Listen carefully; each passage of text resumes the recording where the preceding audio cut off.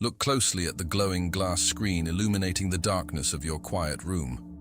Your heart accelerates, your breathing becomes shallow, and your mind races with 1,000 anxious calculations. You are not facing a physical predator in the wild. You are simply staring at a message that was left on read, or you are waiting for a digital breadcrumb of attention from someone who is actively choosing to be absent. You are shrinking the vast, magnificent architecture of your life down to the size of a glowing rectangle, praying for a notification to validate your existence. This paralyzing anxiety is not a flaw in your character. You are not inherently weak, and your profound desire for connection is not a disease. You are simply a victim of a modern dating system that has weaponized human neurobiology. The applications, the algorithms, and the modern culture of endless, disposable options have commodified affection. They have turned human connection into a digital slot machine, intentionally hijacking your dopamine receptors and conditioning you to chase the intermittent reward of someone else's unpredictable attention. They have convinced you that constantly being available, constantly proving your worth, is the only way to be loved. Today, we will deconstruct the 4 biological and behavioral signs that you have become too available, the exact psychological signals you are broadcasting that kill respect and attraction in modern romance. We will explore the Stoic and Shaolin antidotes to cure this disease of compliance and reclaim your center of gravity. Pay very close attention to the discourse today, because the 4th sign is a profound, invisible illusion. It is the most dangerous trap of all, and it is the exact place where 99% of people destroy their own hearts without ever realizing what they have done. If you are ready to reclaim your gravity and stop bleeding your vital energy into the void, walk with me now. To master the dynamics of human connection, you must first understand the brutal, undeniable laws of biological value. The human brain is a highly efficient, calculating machine. It evolved over millions of years to measure the value of a resource based entirely on its scarcity and the effort required to obtain it. Consider water. If you are standing in a modern kitchen, you can turn a metal handle and pure, clean water flows endlessly into your glass. You do not revere the tap water. You do not obsess over it. You do not wake up in the middle of the night terrified that the tap water will suddenly leave you. You do not value it because it is entirely predictable and infinitely available. But if you are crawling through the scorching, relentless heat of the Sahara Desert and you find a single hidden oasis, that exact same water becomes the most valuable substance in the universe. The chemical composition of the water did not change. The accessibility changed. The first sign that you have surrendered your sovereignty in a dynamic is the illusion of the instant reply. When your phone vibrates, what happens to your physical body? You might be deeply engaged in your work. You might be lifting heavy iron in the gym, forging your physical vessel. You might be reading ancient philosophy, resting, or building the foundation of your empire. But the moment you see their name on the screen, you drop everything. You shatter your own state of flow. You immediately pick up the device and craft a response within seconds, terrified that if you make them wait, they will lose interest, find someone else, and disappear. This behavior is driven by a deep, unexamined scarcity mindset. You believe that your availability is your highest currency. You think that by always being there, always being reliable, and always responding instantly, you are proving your loyalty and your worth as a partner. But let us look at how the other person's brain processes your instant availability through the cold lens of neuroscience. The human dopamine system, the reward circuitry of the brain, is not triggered by a guaranteed outcome. It is triggered by friction, by anticipation, and by the unknown. When a hunter sets a trap in the wild, the thrill is not in looking at an empty cage. The thrill is the uncertainty of whether the prey has been caught. When you reply instantly, every single time, you remove all friction from the interaction. You completely neutralize the biological anticipation. You deprive their brain of the dopamine spike that comes from wondering what you are doing, who you are with, and when you will return. You become the tap water. You become a guaranteed low-effort resource. And biologically, the human mind simply cannot respect a resource that requires absolutely zero effort to conquer. By dropping your entire life to attend to their digital knock on the door, you are broadcasting a devastating subconscious signal. You are telling them, without using any words, that whatever you were doing with your own life was less important than a trivial text message from them. You are revealing that your personal empire is empty, that your time has no weight, and that your center of gravity is entirely dependent on their validation. In the Shaolin tradition, we cultivate Qi, the vital energy that flows through all living things. Your attention is the primary vehicle through which your Qi travels. Wherever your attention goes, your life force follows. When you constantly interrupt your own rhythm to cater to the immediate demands of someone else, you are fragmenting your Qi. You are taking the concentrated, powerful energy meant to build your future, and you are scattering it into the wind. A mind that is constantly interrupted by the anxious desire to please another can never achieve absolute power. The ancient Stoic philosopher Seneca wrote, "It is not that we have a short time to live, but that we waste a lot of it." The Stoic understands that time is the only non-renewable resource in the universe. It is the very fabric of your existence. When you give your time away instantly to someone who has not earned a permanent place in your inner sanctum, you are cheapening the value of your own life force. The sovereign individual operates with a fundamentally different physical and psychological rhythm. When the phone vibrates, the master does not flinch. The master looks at the screen, acknowledges the message, and then calmly returns to the task at hand. You do not ignore them to play a manipulative game. Playing hard to get is just another reactive behavior of a weak, calculating ego. You ignore the immediate impulse to reply because you are genuinely, profoundly occupied with the architecture of your own destiny. You reply when your work is done. You reply when you have successfully guarded your own peace. You teach the world how to value your time by demonstrating how fiercely you value it yourself. You must become the oasis. You must make them walk across the desert of their own impatience to reach your attention. Only then will they respect the water you provide. But simply delaying your response is merely a surface-level behavioral adjustment. To truly cure the disease of over-availability, we must examine a much deeper structural flaw in how you organize your daily existence. We must look at what happens when your entire life becomes a satellite, caught in the gravitational pull of another human being's convenience. This leads us to the second sign of the abandoned throne and the profound physics of human gravity. Let us observe the fundamental laws of astrophysics. In the vast, freezing, infinite expanse of the universe, gravity is the ultimate dictator of motion. A smaller body of mass will always, inevitably, be pulled into the orbit of a larger, denser body of mass. The Earth is locked in a perpetual orbit around the Sun because the Sun is infinitely heavier. The Moon dances a silent, eternal circle around the Earth because the Earth possesses the superior gravitational pull. The lighter object always bends its trajectory to accommodate the heavier one. In the realm of human dynamics and modern romance, the exact same physics apply. The second sign that you have surrendered your sovereignty is that your life has become a weightless orphan satellite, endlessly revolving around the convenience of another human being. You know this behavioral pattern intimately. It is Friday evening. You had planned to read, to train your physical vessel, to build your business, or simply to rest in the sanctuary of your own solitude. You had established an architecture for your day, but secretly, you leave a small, invisible window of your schedule open, just in case they reach out. You hesitate to commit to your own life. And when they finally send a message at the last possible minute, offering a low-effort, spontaneous invitation because their original plans fell through, you immediately abandon your throne.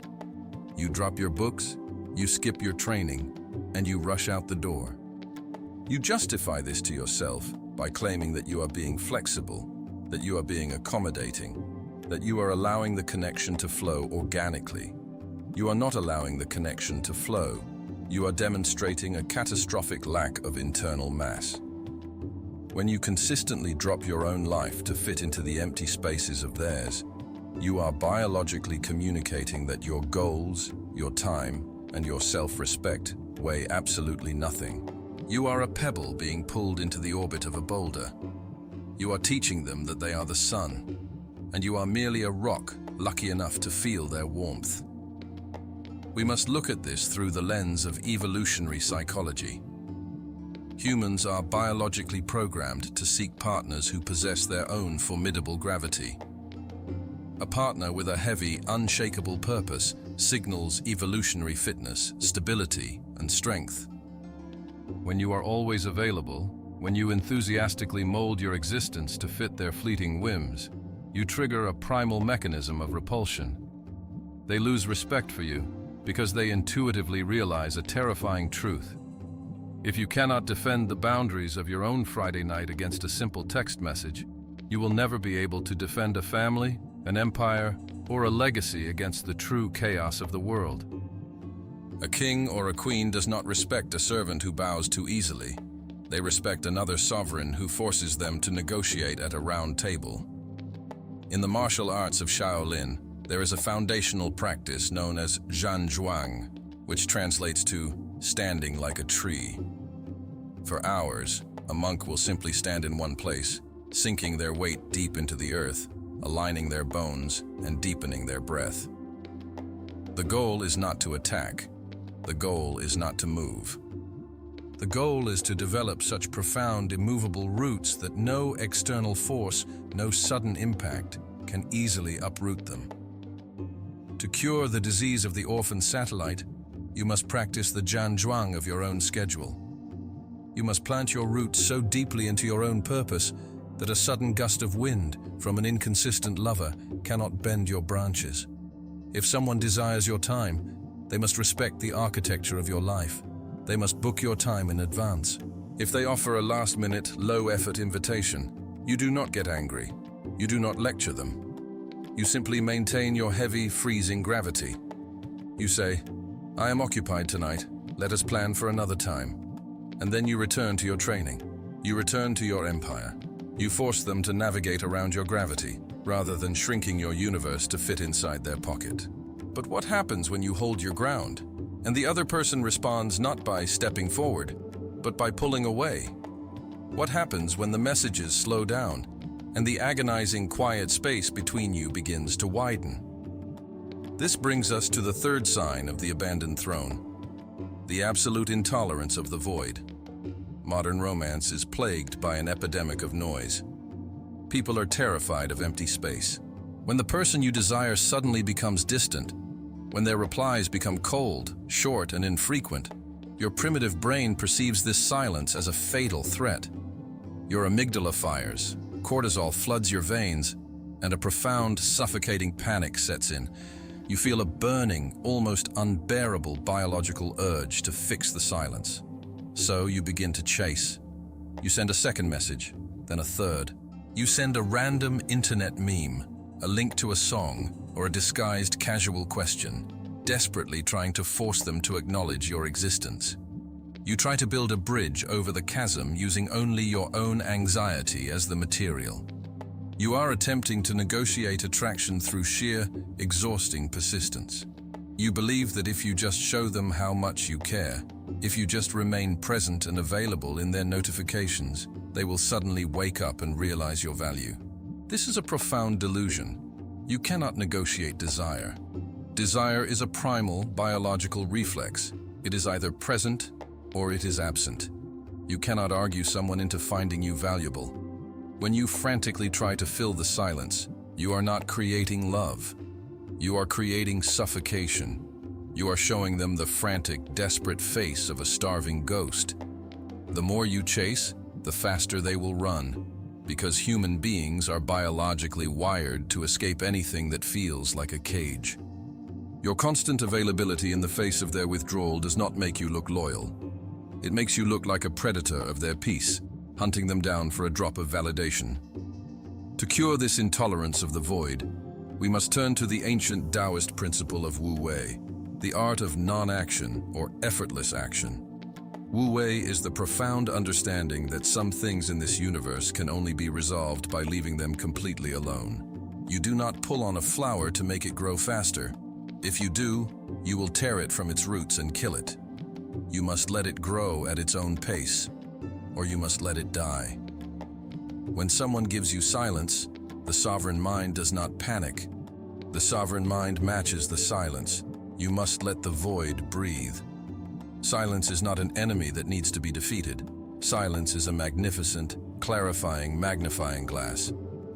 If you step back and leave the space empty, the silence will reveal the absolute truth of the dynamic. If they value you, the silence will create the necessary friction and absence required for them to miss you, and they will step forward to close the gap. If they do not step forward, the silence has given you your answer. They have removed themselves from your life, saving you years of bleeding your chi into a dead connection. You must develop the terrifying discipline to let people walk away. You must become entirely comfortable standing in the empty room, listening to the echo of their departure, without ever running to the door to beg them to come back. But there is an even deeper layer to this psychological trap. Sometimes you are not staying available because of who the person is today. You are staying available because of a phantom. This is the threshold where the greatest hearts are broken, and it brings us to the fourth and most lethal sign of all. We now cross the threshold into the fourth and most lethal sign of all. This is the invisible trap. This is the silent killer of empires. The exact psychological blind spot where the most intelligent, empathetic, and powerful individuals completely dismantle their own sovereignty. The fourth sign that you are entirely too available is that you are no longer reacting to a physical human being. You are bleeding your vital energy into a phantom. You are staying available not because of the reality of who this person is today, but because of a desperately constructed hallucination of their potential. Let us observe the profound self-deception of the human mind. You meet someone, and in the beginning, they show you a flash of brilliance, a moment of vulnerability, a spark of intense connection. They give you a glimpse of what a beautiful future with them could look like, but very quickly, their behavior changes. They become inconsistent.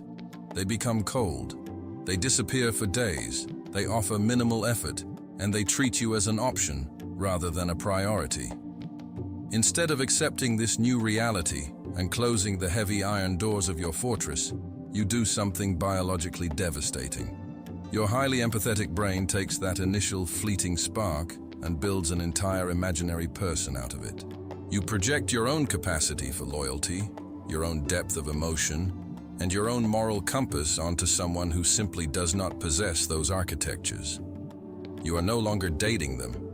You are dating the customized, idealized version of them that only exists inside your own head. Imagine a starving man lost in the wilderness. He comes across a solid, barren brick wall. In his desperation, he takes a piece of chalk and draws a magnificent feast on the bricks, a table full of bread, fruit, and wine. He draws it with such detail and passion that he begins to believe it is real. He steps forward, opens his mouth, and bites into the wall. He shatters his teeth. His mouth fills with blood. But instead of walking away, he tells himself, "I just need to wait a little longer. If I just love this wall enough, if I am just patient enough, the bricks will turn into bread." This is exactly what you are doing when you remain perpetually available to someone who gives you nothing but inconsistency. You are breaking your teeth on the cold bricks of their reality, desperately hoping to taste the feast of their potential. We must dissect this through the unforgiving lens of neuroscience, because you must understand that this is an addiction, not romance. When you fall in love with potential, you are trapping your brain in a cycle of intermittent reinforcement. This is the exact same psychological mechanism that creates gambling addicts in a casino. If a slot machine never paid out, the gambler would quickly get bored and walk away. If the slot machine paid out every single time, the gambler would collect the money and leave. The addiction is forged because the reward is entirely unpredictable. The toxic or emotionally unavailable person operates exactly like the slot machine. 99% of the time, they give you nothing. They give you silence, confusion, and anxiety. But right at the exact moment you are about to give up and walk away, they pull the lever. They send a charming text. They offer a moment of warmth. They throw a single, tiny breadcrumb of affection onto the floor. Your dopamine system violently spikes. Your brain registers this breadcrumb not as a minor gesture, but as absolute proof that the phantom you created is real. You tell yourself, "See? I knew they cared. I knew if I just stayed available, they would come around." And so, you reset the clock. You sit back down at the machine, ready to endure another 99 days of starvation just for one more crumb. You are confusing the adrenaline of anxiety with the chemistry of love. Peace is quiet. Peace is consistent. If your connection requires you to live in a perpetual state of hypervigilance, constantly analyzing their words, decoding their silences, and waiting for the next breadcrumb, you are not in a relationship.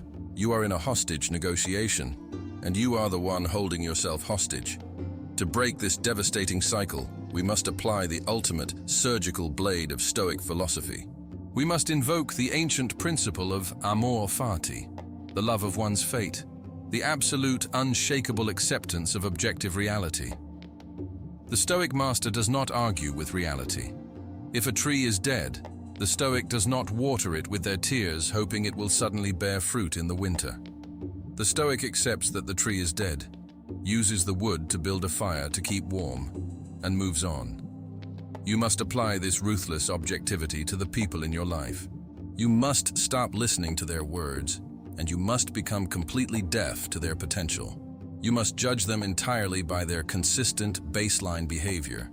If someone treats you like a secondary option, that is not a mistake. That is not a phase. That is their character. That is the objective reality of their capacity to value you. When you make excuses for their poor behavior, when you tell yourself they are just busy, they are just stressed, or they are just afraid of intimacy, you are acting out of a profound arrogance. This is the arrogance of the savior ego. You believe that your love is so powerful, so pure, and so transformative that it can fundamentally alter the neurobiology and the character of another human being. You believe you can fix them. You are playing God. You must step down from this exhausting, delusional throne. It is not your job to raise a fully grown adult. It is not your job to teach someone how to value you.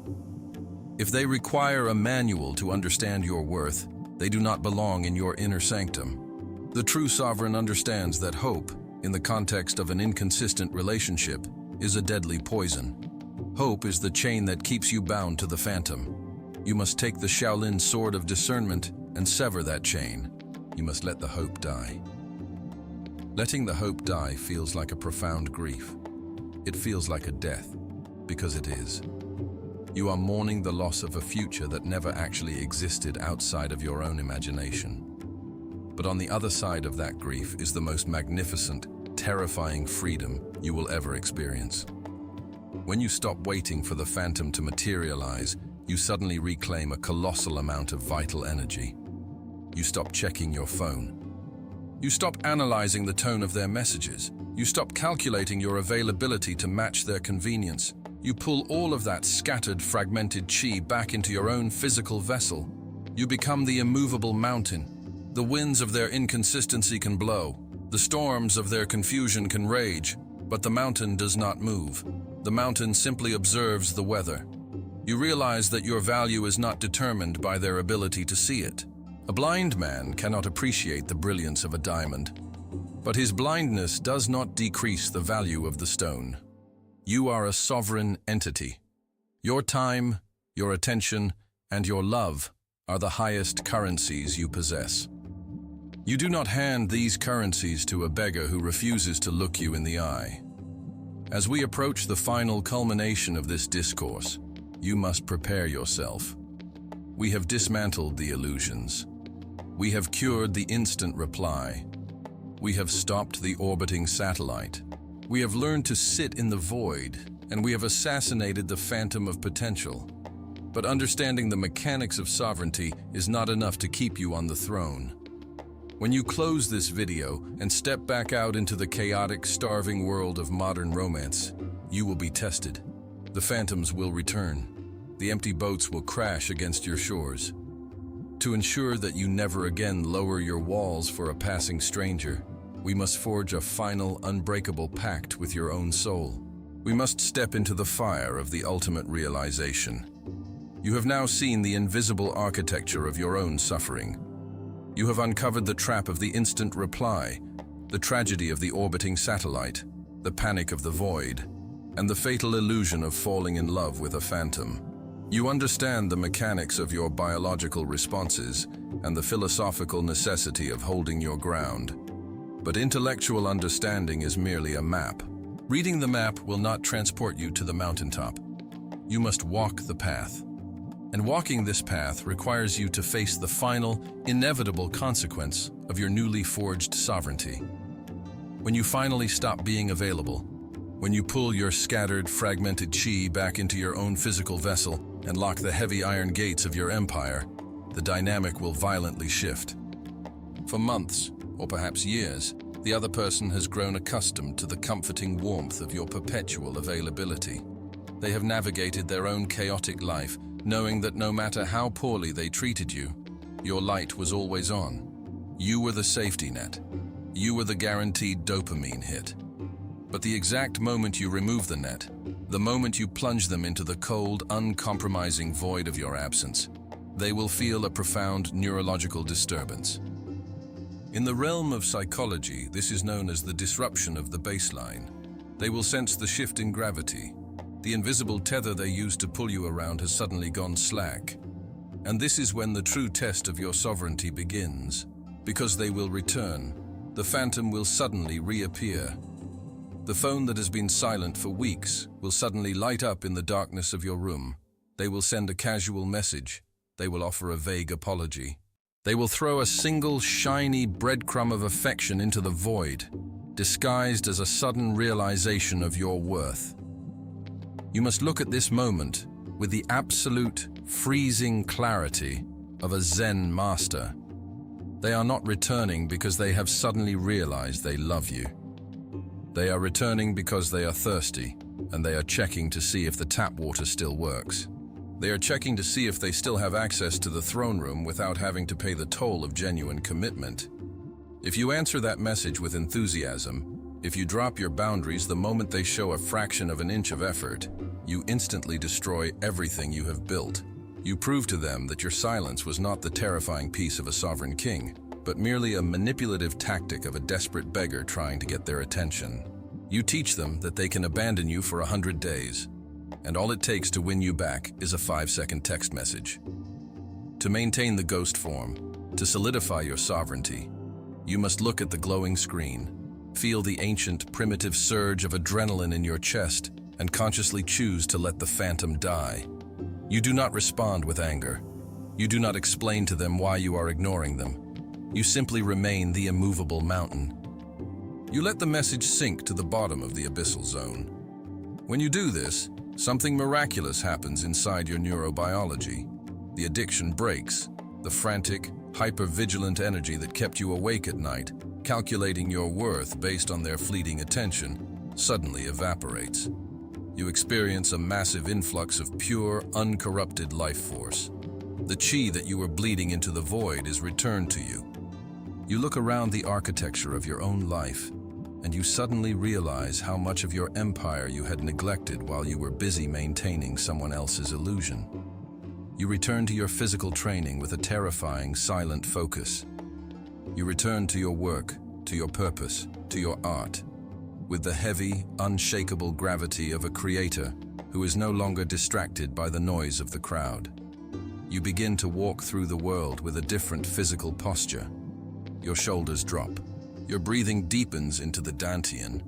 You no longer scan a room looking for people to validate your existence. You become the gravitational center of the room. People will unconsciously sense the weight of your presence.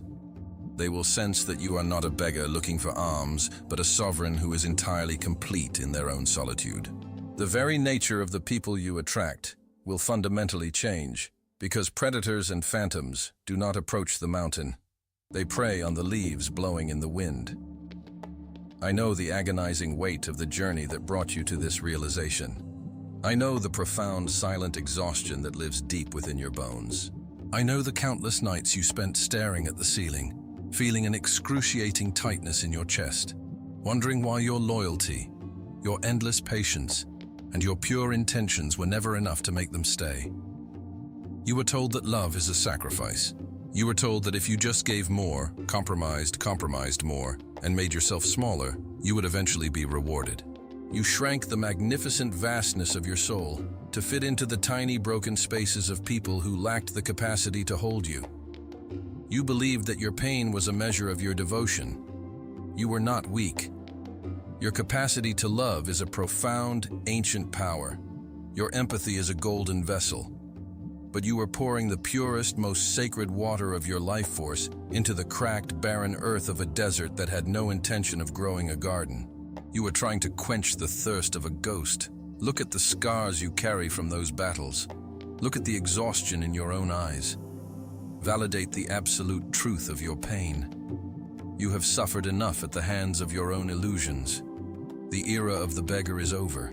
The era of shrinking your empire to accommodate the inconsistency of a passing stranger is permanently dead.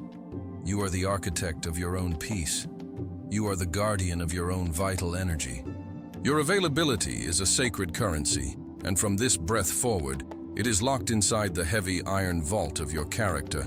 It is reserved exclusively for those who are willing to climb the mountain, look you in the eye, and meet you at the summit. The chains have been broken.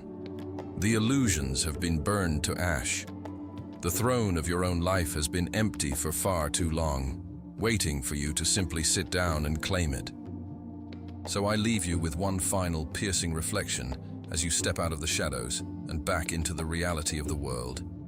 When the screen lights up in the darkness tonight and the phantom of your past knocks on the heavy iron doors of your fortress, expecting to find the desperate, available beggar they left behind, what terrifying, unshakable sovereign will they find standing there instead? The choice is yours. The path is open. Amituofo.